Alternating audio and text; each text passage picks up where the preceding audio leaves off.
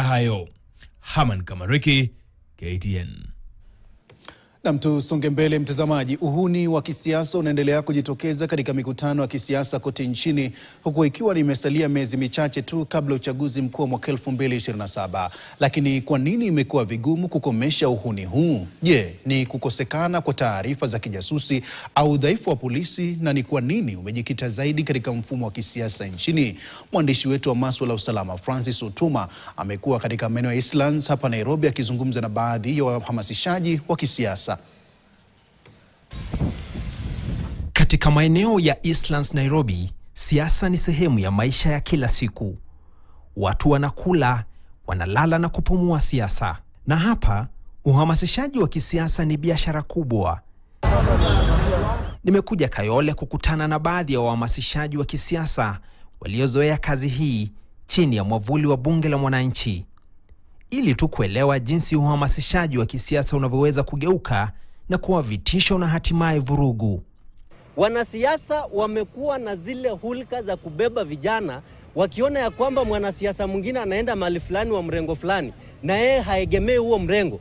Ana haya vijana kutoka hapa Nairobi kwa sababu wanajua hawana kazi yoyote ya kufanya. Wanatarajia hizo 200 zao 500 zao. Si ya kwamba goons wote wenye wanapatikana kule kaunti zingine wakifanya vita, si ya kwamba wanatoka huko. Kenya yetu sahi, the only job yenye unaweza pata bila CV, unaweza pata bila certificate ni goonism. Hiyo ndio tunaweza ita affordable job yenye utaienda mahali unapewa interview, na hiyo ndio kazi yenye iko. Lakini ni nani hasa muhuni wa kisiasa? Ndio guni kuna mpaka masozo. Madem. Kwanza demu guni ndio mbaya sana. Demu guni mko kwa mkutano na mheshimiwa, wanakuja watatu.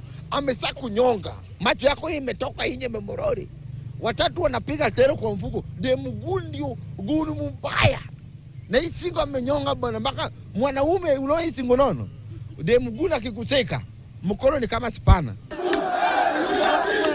Katika nyakati hizi ngumu za kiuchumi na ukosefu mkubwa wa ajira, vijana hawa wanasema ni rahisi kwao kulengwa na wanasiasa kwa ajili ya kutumiwa kuzua vurugu. Unajua wanasiasa wameteka advantage. Na wanajua sisi vijana ni wanja. Na wanajua vijana tuna kazi. That's why utakuja upate mwanasiasa atakwambia ni mobilizie watu. Unaona? Sasa wewe unatumika kama chombo cha yeye kwenda kufurahia. Je, mbona wanasiasa fidhuli kutaka kujilinda au kudumisha nafasi zao za kisiasa kwa kutumia wahuni?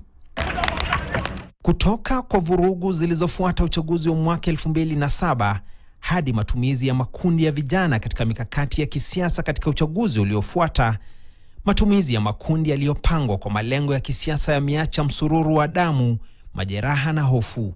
Wale the chief goons are the police.